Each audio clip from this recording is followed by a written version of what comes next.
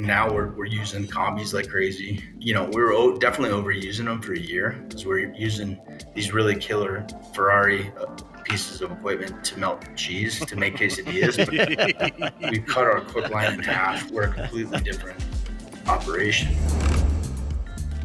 Well, welcome to another episode of the Culinary 360 podcast from IgniteFoodservice Solutions. I am Chef Luke. I'm Chef Robert. And I'm Chef Ryan. And on today's episode, we have a super special guest, Pete Turner, founder and president of Illegal Pete's, that's based out of Colorado. Mission-style burritos, Mexican food, but fun, quality ingredients, cool vibe type place, good music, good drinks. Pete has a pretty cool story. So let's just jump right in with Pete and hear what he has to say. Well, sweet. Pete, thanks so much for joining us, man. Let's do this. Thanks for having me. I'm excited. I brag about you to my friends and other people that I meet in the industry that you're like my celebrity friend. Man. I know Pete. I appreciate that. That's awesome, but man. I thought it'd be super cool if you could kind of give us a quick origin story of Illegal Pete's, like how it kind of came about. Were you in the industry before? Where did this come from? Totally. So thanks for the kind words, Luke. And I think you're saying that because I've been around a long time. So 29 years, right? August 15th was our 29-year anniversary. Oh, that's great. There we go. Probably why bragging. This dude's been around a long time. He made it. Yeah. So I started, went to school in CU and opened Pete's. So graduated May 93 and opened Pete's August 15th of 1995. Signed the lease in February of 95. So just a few years out of college. Was it called Illegal Pete's or just Pete's? Illegal Pete's, sorry. Okay. Yeah, no. I just wanted easier to for make me sure. to, Illegal Pete's, but totally. The origin story really is I went to school at CU back when it was kind of easier just to go to school without really knowing what you wanted to do because it was a hell of a lot cheaper, right? Yeah, same. Exactly. So I can't imagine maybe doing that as a younger man now because you're taking on a ton of debt. But back then in state, it was so I was an English major at CU kind of by default, but I'd always, my mom was a partner in an Asian restaurant in Littleton, Colorado, called Sticks Chinese Cuisine. It had a Mongolian barbecue and just a Chinese menu basically. And so I kind of worked there throughout high school and then a little bit in college, and always just loved the business, right? And always thought I wanted to do my own, or thought it'd be really fun to do a restaurant or, a bar. Some good buddies of mine that I was at CU with, you kind of get people from both coasts, right, at CU. So I had a bunch of buddies from the Bay Area. So Actually one good buddy of mine in particular, Peter Vaughn, he would always talk about this, the burrito, the Mission, meaning the Mission District in San Francisco, the bigger burrito, and also Southern California, Mission Bay, right? In Mission Beach, right above San Diego, Baja, right? So that's the fish taco piece, taquitos, quesadillas. I'd go visit he and some other buddies during college and kind of was introduced to this place called Lucinda's. There was High Tech Burrito kind of across the bridge, and then we'd go into the Mission. But kind of really was eye-opening to me because I hadn't really seen that. But anyway, I thought if we could do that style of food in a really fun environment that you couldn't go wrong. So I pursued, again, out of school. And I kind of knew exactly where I wanted to be on the hill in Boulder, Colorado. But there was an opportunity in this place that it was called the Boulder Bistro. And we used to go there drunk. It was the late night spot. And the guy there that ran that, he had a stroke, after a good while of trying to convince him or to do a deal. We did, got a loan, paid up money to take over his lease and do the remodel. And at the time, when I look back now, it's wild. It felt like all the money in the world and the scariest thing in the world. When I look back now, it's wow, man. Just a different perspective of what we're doing. But you have less fear when you're young too. So I know it's still, there's some trepidation, but oh God, I was so scared. You're willing to jump in with both feet. Truly, there were so many sleepless sleepless nights. But that was the origin. So like secured this 600 square foot location right on the middle of like the first block of University Hill, right up from campus. And Mhm. again, started, so we signed the lease in February, opened August 15th, and then just kind of opened the doors. And the recipes were, me cooking. And again, I look back, I was 23 years old and I'd worked in restaurants, but never, again, I'm not culinarily trained. So man, I made a lot of mistakes and I still make a lot of mistakes, but the recipes are in my parents' kitchen, right? Uh-huh. And again, like I'm grateful to, let's just say, like, I'm grateful to be here 29 years later because it was not pretty at the beginning, but it was fun. Yeah. Very important. My father was he was my partner and Mhm. my original partner, and his name was Pete too. So the naming of the Right. restaurant is basically kind of, it's tribute to him really, but he was alive when we named it. But Uh-huh. it's kind of a sort of a tribute to the idea of just questioning authority and bullshit rules, kind of just a sort of a spirit of just questioning arbitrary rules and pushing boundaries and having fun, which is kind of like what he taught me in life, or I think at least I he modeled for me, Yeah. potentially personally in our conversations, but I heard a lot of stories from his friends, et cetera. The second fall semester of us being in business, when it really got Uh-huh. traction, he passed away just short, a few weeks into that, but he was able to kind of see, and I remember him saying directly, like, I think you're going to make it, and that's awesome. So he, I think, had Yeah. some really good Nice. piece. Letting go, we grew and did our second store in 98 on Pearl Street Mall, and we went from 600 square feet to 2,000 square feet. And Ooh, that's a that's where big jump. we Damn. actually added our bar element, and which is Okay. important because a lot of how we've evolved as a concept was just sort of listening to the market, I guess, and also just listening to our customer. But it made sense. We're on Pearl Street Mall. We had the space. We added a little bar. Then we moved Mhm. down to Denver, my hometown. Downtown Denver is when we added kind of a stage element, and that's important Huh. because that we've become known for music supporting and having a lot of music, arts, comedy in our restaurants as well. So, which is another piece of our evolution. So our typical footprint now is about 3,000 square feet, and we've got 13 stores in Colorado and one in Arizona. And so this spring, we opened 3 new restaurants, and then we did a full remodel of our DU restaurant.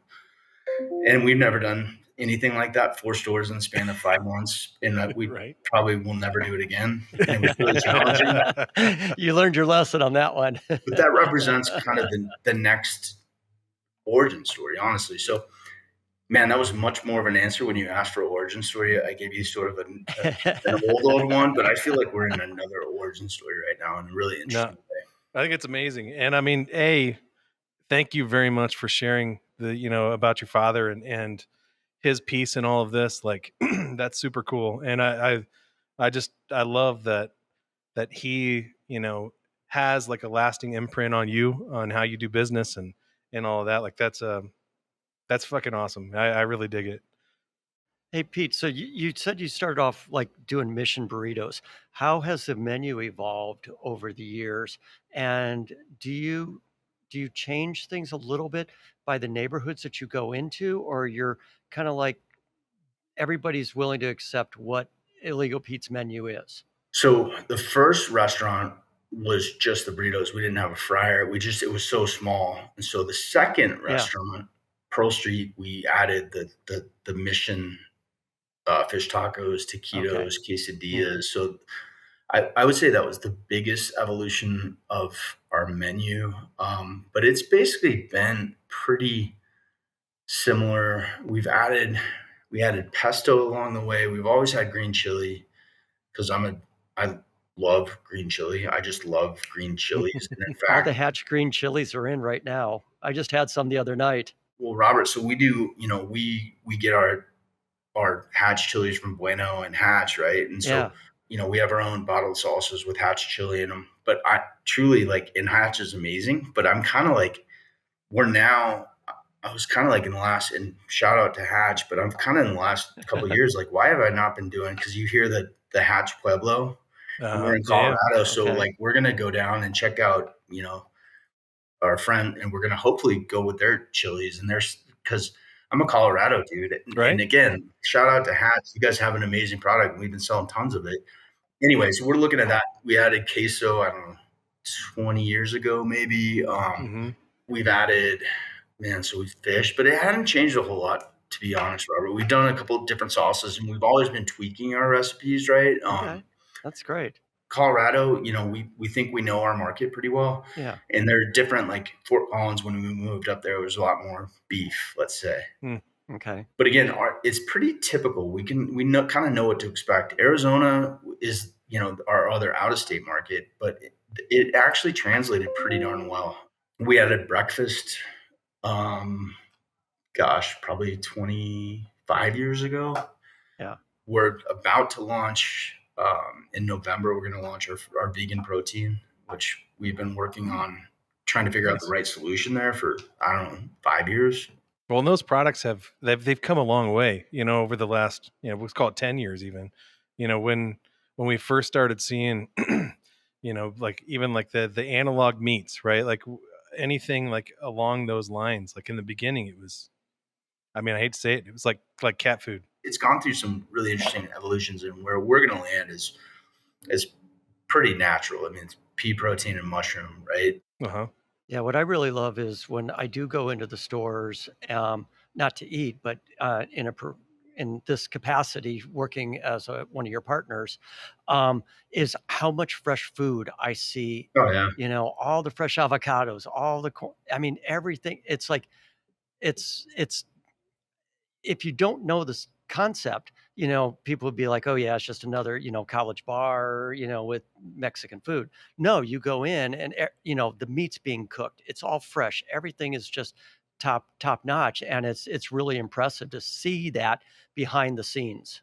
No, I appreciate that. And I think that we haven't done a good enough job over the last 25 years, because we were like doing all natural. We were working with Niman Ranch 2004, maybe. Like we Yeah. just didn't talk about it, right? Or maybe I didn't have the platform to talk about it. Like when Chipotle was shouting it from the mountaintops, and good for them, right? Mm-hmm. Kind of got the word out around people thinking about food and animal husbandry, and even those concepts actually not just about the animals, but like if you go further, how they treat the ranchers and make it sustainable. Like it's pretty neat, right? So I appreciate that you pay attention to that and care, and that makes sense. But Well, after this podcast, it's going to light up, and you can just send me a check Yeah. for the increased volume, and then we'll just call it even. No, All but good. 100%. But it's cool. I mean, that's kind of philosophically, like if we can do things better and serve a better product, because truly, I think those products taste better. I mean, they are more expensive, but I think the outcome is better, right? Mm-hmm. So thank you for saying that. Yeah, and I think people are starting to understand that there is a cost associated with food.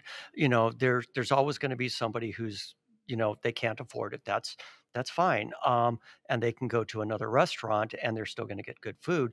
But if you care about the planet, you care about what you're putting into your body, and you want to eat the best stuff with the best flavor, then it yes, there is a premium to be paid for that. But you guys have figured out how to do that without going overboard. We try to be a really good value proposition, right? Like we think that you get a ton of bang for your buck. Like we are not, we're definitely not making it out of reach, even though it's a higher, it is high quality. And we have our challenges with food costs and labor. I mean, because we believe in, paying our team members well, but we think that we can really work hard to figure out how to still run a great P&L while providing really great value. And that's part of what I was going to say with the bar. I mean, typically, some good beers, our margaritas, like our house marg is killer. I can attest. They are pretty delicious. Reader's Choice best marg this year, but we sell more house margs than we do soft drinks. But we're just like simple. Like you can come in and get these things in like a really good beer at a really great value, right? So while we will be doing some LTOs and such, I think we're going to try to keep it pretty simple and continue to try to keep it kind of simple. Even though we are, I guess, maybe a little bit more, we offer more, I would say, than our direct competition, in that we do the bar and some other things. But Pete, I don't know if you noticed, but I wasn't here at the beginning and I was running late. And I had to calm myself down before I got on this thing because I'm so mad at you.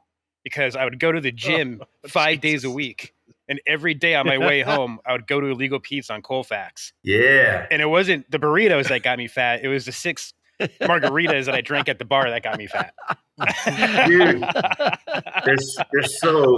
they're delicious, man, and they're like a good value. I mean, they've gone up in price, but we're still, man, on happy hour. It's like half of what somewhere else is, and it's like it's 3.5 shots of booze, man. They're so good. They go down way too easy, man. Way too easy.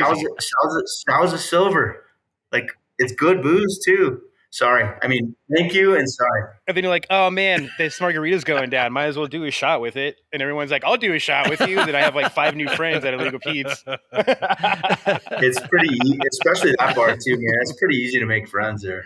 And talking about your staff, man, that was one of the big reasons why I kept going to that one on Colfax. Like, they're so cool. Bartenders are always on point there. The people making the food are always happy and upbeat and just like, it's like a joy going in there, you know? It's like, thank you. With your competition and stuff, it's just like, get through it and that. But when you go into Illegal Pete's, man, they're talking to you. How's your day? How's you going? Thank you. I love that place. And I had to move away to Washington. So if you ever get a chance, open one up here, man. It's great. I would love to. It's like a kind of a dream of mine. So stay tuned. Sweet. That'd be rad. Yeah, there we go.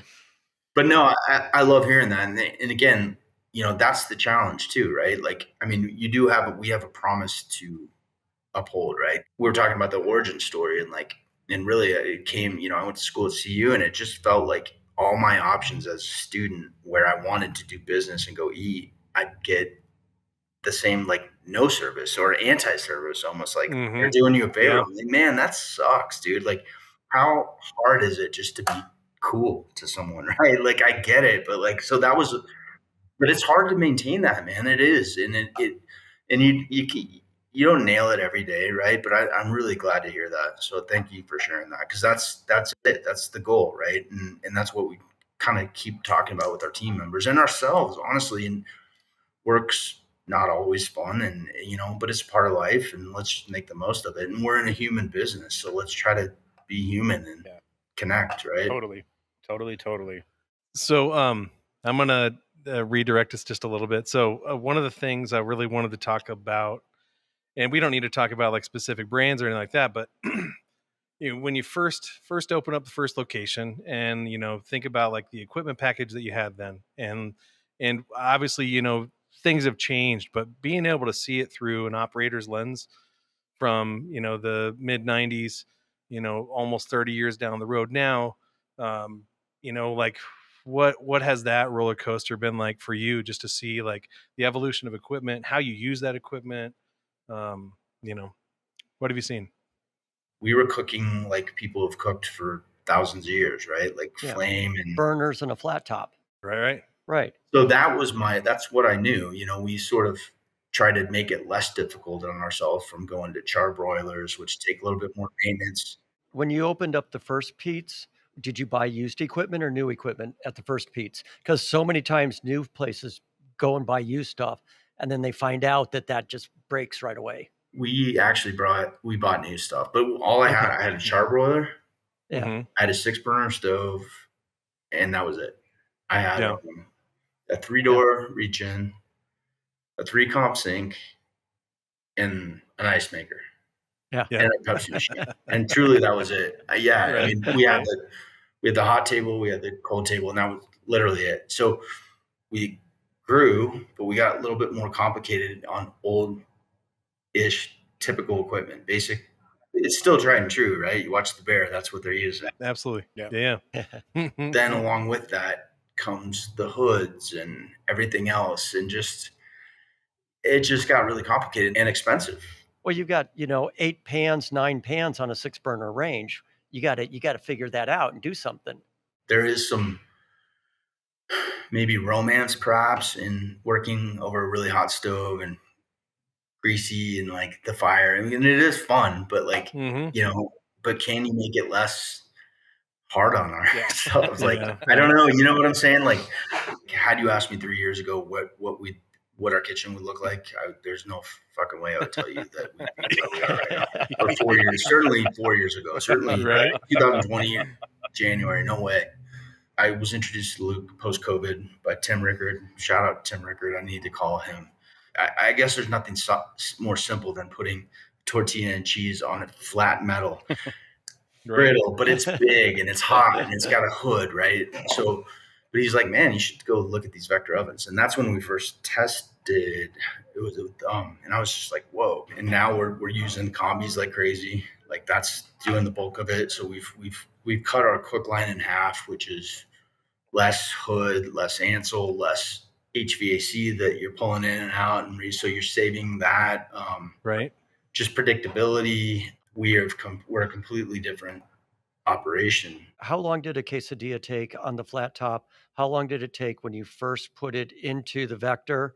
And what are you down to now? 3 minutes. I mean, the whole process is 3.5 minutes and 50 seconds. But I mean, we cut it in half. Yeah. I mean, we have the setting, I think, for 56 or a minute, let's say, for the quesadilla, and it comes out just incredible. Like, Yeah. you're not having to mind it, right? Watch it. You know, you can have timers and such, but it comes out just so bubbly and beautiful. Like, in the coloring, I mean, it's just you nail it every time. I mean, you just do, right? You know, and here we are 2 years later, and we have those in all of our restaurants, and they've accomplished, you know, a lot for us, really, and you know, we were definitely overusing them for a year because we're using these really killer Ferrari pieces of equipment to melt cheese to make quesadillas. But it's amazing, and we're doing other things with it now. But truly, that piece of equipment, again, just thinking that there are technologies out there that allow you to get away from the hood, potentially get away from gas, to get away from, I don't know. It was really illustrative. It really illustrated what is possible. It's sort of a, and I say that this is going to be corny, but post-COVID, I've said this a lot to my team. It's like an opportunity of imagination. Like, whoa, I never thought, like, oh shit, well, who says there? So it really like opened my mind to what's potentially possible. And actually along the same time, I was thinking of, we were looking at, man, I'm gonna sound like a nerd, but I've never thought so much about dishwashing, walk-in coolers. Like, I went down like this full rabbit hole. Like, some of this stuff got me thinking, well, what about this? Well, what about this? Well, shit, if you did that, then you could do this. Like, oh my God, right? Like, it just, it's cool, man. That, like dominoes, man. Yeah, and the technology is just really, they open up so much, I guess, and then they just potentially simplify it in a more, again, you're taking, and I guess that's what technology does, is it's an advancement, but it simplifies things, right? And that's the history of mankind, right? That's what tools do, I suppose. Yeah. I've never thought about the most mundane things that we just use in our business and had for my entire life, but in such a deep way. And I think a lot of this talking to folks like yourself that are presenting new ideas send you on that path. Okay, well, if you can do that, what about this? And what about, again, I mentioned the dish pit. Is there a better way to stage that, to do this, to do that? Innovation begets innovation, right? And I think that's what this is all about, right? So that kind of sent me down a path of thinking through all of it. Like, it's just been really, really fun. You know, these 3 new stores represent our 2.0 and sort of our new origin story of these new stores with these new systems. And we have retrofit our old stores with a lot of these systems, but we haven't gone full bore. And again, I just want to thank you guys, because like you were definitely part of that, and have been a good partner in that, and just, again, so willing and eager to hop in and answer questions or help. I mean, that's, I think, what all of us in this industry need, is like good buddies that, you know, obviously we're all trying to make a living, but that actually do care about how you're doing and, you know, how your business is doing, because they care about how our business in general is doing, right?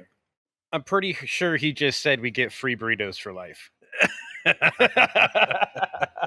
I mean, you started, dude, the way you're buttering me up at the beginning with all that bar talk at Colfax. I mean, you're in, man. Especially since you live in Washington. It's easier for me to say that. I'm just kidding. Oh, guess what? I'm moving back Friday. You get the meal. And there's an apartment right next to that location, so be ready.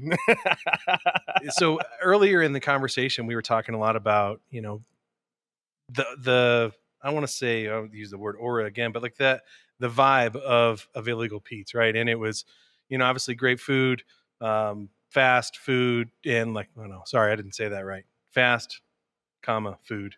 Yeah.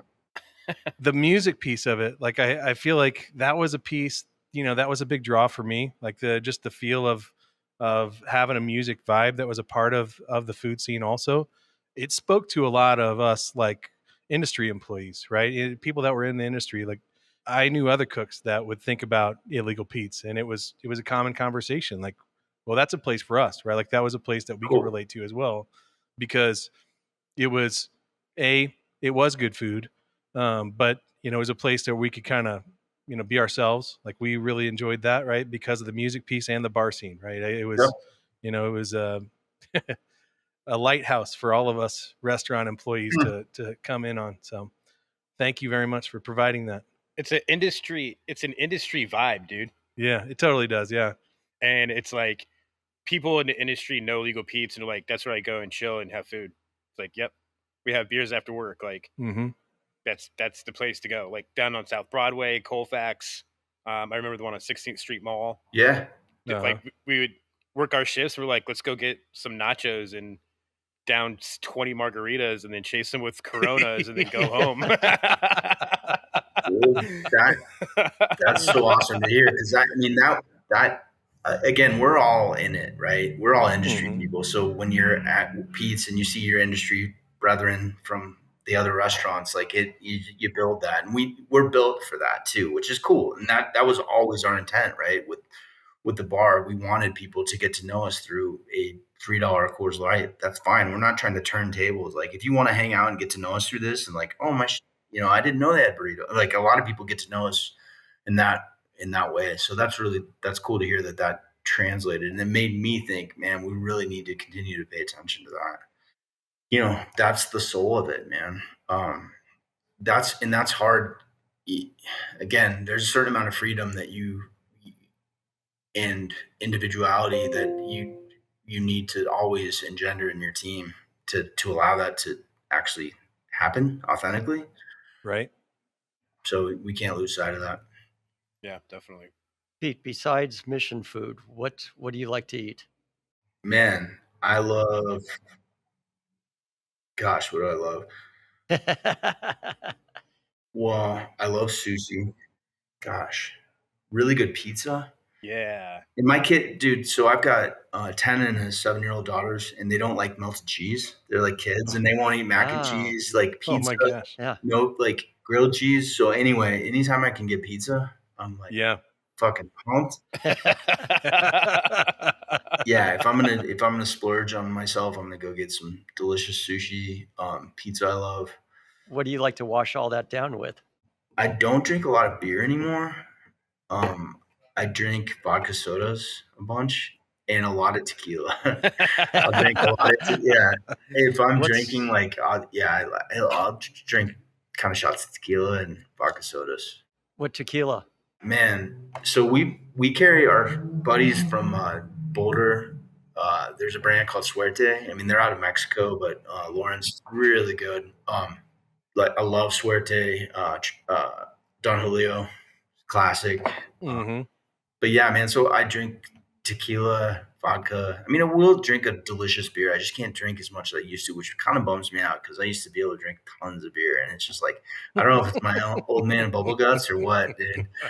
But like I could just crush a 12-pack of like Banquet, but I just can't anymore, and it's a little bit of a drag. It's sneaking up on me too, man. I'm kind of the same. I can only have like, one or two here and there, and that's pretty much it. I'm the same way now. It's such a bummer. For instance, last night we went, I think I said this earlier, we went to Poppy's, this old school restaurant by our house with my daughters for our anniversary, and had like the most crispy Coors Light I've had in years. I don't know if they just got like brand new lines, but I was like, holy shit, my wife and I actually, did we each have two? I was like, I mean, I was kind of like, wow, that is so delicious. I felt like I was 18 again or something. It was so strange. I don't know if it was just the mood or something, but I'm a pretty simple guy. I'm a pretty simple guy, man. You give me a vodka soda, like a Tito's and soda and a shot of Suerte or Don Julio, and I'm fucking happy. Sounds like a good Tuesday afternoon. Dude, exactly. Like 3 rounds of those, and let's go to the game. Hell Yeah. yeah. Yeah. I'm really simple, like, when it comes to that. When you, because I know you were down in Tucson earlier in the year, opening your store. Did you get any good Southwestern food down there in Tucson? Yes, not this trip, but I have. Okay. And really what I love doing there is because they're, I don't know, 50 miles from the Mexican border, Nogales. Right. My buddy Yeah. Alejandro, the thing we've been doing the last, I don't know, 4 or 5 years is we'll just take a day trip down to Nogales Yeah. because it's like whatever, an hour. And then he'll Right. take me to these crazy rad lunch spots and we'll just go down for lunch and it's the best. Yeah. And it was just, so I haven't done that in a minute. And there's some great spots. Like I'll quickly tell you one story. This new cook that I was working with and training with last week, Iran, he spent some time in Nogales. And so we were talking about it. I was telling him about the spots that I would go to. He's like, oh man, have you been to Dog Taco? I was like, fuck yeah, I've been to Dog Taco. And that was one of it's just a dude with a fucking hot box on a corner.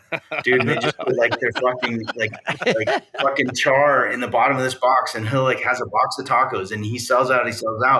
And he's like been there for like 8 or this family or whatever for like 80 years. Damn. And it's just a guy in a box. He's like, you've been to Dog Taco? And I was like, oh yeah. I've been to Dog Taco. I felt so proud of myself. I'm like, super OG shit. And there's other place in a cave. It's so much fun, man. I just love it. I see a road trip in my future. Dude, it's super fun. I think a culinary summit, Ignite Culinary Summit. It's so cool, man. I just love it down there. I think it's really neat. Yeah, I discovered a Vietnamese restaurant where it's a Vietnamese family. Everybody who's in there is Vietnamese, and I didn't realize there were so many Vietnamese people living in Tucson. You know, I'm pretty much the only white dude in there, and I'm like, yeah, this is good food. Yeah, man, shame on me. I love Vietnamese. My wife and I went on our honeymoon to Vietnam. Like, I absolutely fucking love Vietnamese. Rad. So I should have said that too. It's like such delicious food. Man. Getting hungry. I know, right? Watching Luke drink the whole time, I'm getting thirsty. Yeah, seriously. And the tap is like right behind my phone too. I could just reach over there and grab another one, but I'll restrain myself just so you guys don't feel bad. Thanks, Luke. You're such a team player. Yeah, that's me. Well, I know we talked a little bit about what you were dubbing Illegal Pete's 2.0, and what that looks like. Is there anything else on the horizon for Illegal Pete's or for you in person, or what's going on? Again, very excited about vegan protein. I know that's just kind of something we've been talking about for a while, and finally found, again, a partner that we love and we're going to feel really proud about. And actually, we're calling it, so it's basically it's a crumble, right? So it's a ground beef, and I guess I can say it. It's just nobody knows about this, but anyway, I'm calling it Taco Night, which is really generic, right? So you all know what Taco Night tastes like, right? And we're not calling it in super in Genius Burger or any of this bullshit. I just want to call it what it tastes like, so people know it's kind of approachable. It's gonna your classic Ortega, fucking delicious cumin, that we all grew up eating. Yeah. So people what the hell does it taste like? Well, taco, exactly. Tastes like Taco Night. But the fun story about this is right before COVID. I got a buddy who's he's an attorney and he's a trademark attorney or something. I'm like, dude, John, can we trademark Taco Night? And I was just being a smart ass, just because I'm trying to trademark dumb things because I think it's weird to own names and shit. But I think it's funny, so just be a smart ass. And he looked it up, He's like, no, dude, no one has taco night. They have NIT. I was like, he's like, I'm like, can you like trademark taco night? Like something that everybody does all the time. He's like, we can try.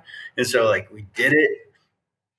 And like we put it through, and he's like, "Oh shit, dude! I think we're gonna get taco night." I was like, That is awesome. and then like 2 weeks in, we get a cease and desist. Oh no! And it turns out, dude, it's fucking Taco Bell. no! Oh, come on! So Taco Bell sends us a cease and desist because they're using, and this is also ludicrous and absurd anyway. I was doing it as a joke. And they send us a cease and desist because they're using Taco Night for this shredded cheese product they have in the stores. And so we go back and forth. I'm like, dude, what do I do, John? He's like, man, just have them take you to court, like, because you were in line first. He's like, man, maybe they'll give you like 50 grand and something. I'm like, whatever, dude. So we went through this thing, and this was actually happening right then when COVID hit. And I'm like, so all right, take us to court, man. And so like, this huge Taco Bell is like taking me. And like they settled, like, because it was no big deal. I'm not gonna like, yeah, dude, see you in court, Taco Bell. But we got the rights to use Taco Night in our stores for vegan protein, which is kind of goofy. So like Taco Bell now owns it, and they're like gonna allow us to do it, but it's kind of fun. So when we launch it, instead of like the little TM in a circle, I want to do a little TB, Taco Bell. Like so it'll be like a pretty fun story, man. That's coming up, and I'm trying to figure out how to tell that story. And I may like talk to Taco Bell, like, and just say like, in the spirit of like big giant business trying to be cool to like little dudes, do you want to like come along and tell the story with us? Because it is ludicrous and silly and fun. That's gonna be pretty fun. That's gonna be pretty fun coming up. We just launched that, or we just wrapped up in August. We did a partnership with Meow Wolf. We did these nice. We want to do a project with you. Okay, what are we gonna do? We ended up coming up with these tie-dye tortillas that we're calling Portillas, like little portals, like they're. But anyway, so our Colorado tortilla vendor, Colorado Tortilla, he figured out how to do it. He wasn't sure he could do it. Pretty fun and a little bit trippy. People freaked out, but they're all natural tortillas and all natural dyes, like so different, like spirulina or beet juice, like but basically flour tortillas that were really cool looking. We just wrapped that. So we're trying to do like fun partnerships like that. That's rad. And then for me, I mean, honestly, just locking in the innovation that we've done and just really dialing it in and just trying to figure out how to continue to innovate and be better and have more fun at the end of the day. That's awesome.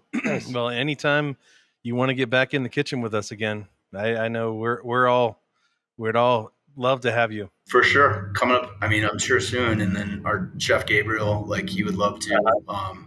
It should be like your last hurrah in the old kitchen, Luke. Dude, that's awesome. Yeah, dude, let's go. Yeah, let's trash your old kitchen. Sweet. You're down. Tequila, vodka sodas, full pizza, on Guns N' Roses style. Yes. That's right. Well, Pete, this has been amazing, man. I love catching up with you and hearing about everything that's going on. And I don't know, I just love hearing you talk. So this has been awesome for me. Thank you. Times two. Dude, you are welcome, and likewise, it's rad seeing you guys, meeting you, Ryan. Yeah, meeting you too, man. Except for you were late, but that's fine. I told you I had to calm myself down before I yelled at you. Dude, exactly. Just out there breathing into a bag.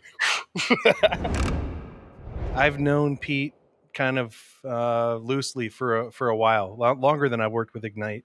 This sort of like unique connection to him in that. He is really good friends with one of my in-laws. So I don't know. Shout out to Aunt Boozy and to Ryan the girl, and Chris for that matter. And so it was neat to be able to hear some of the details about how it began. Some of his inspiration.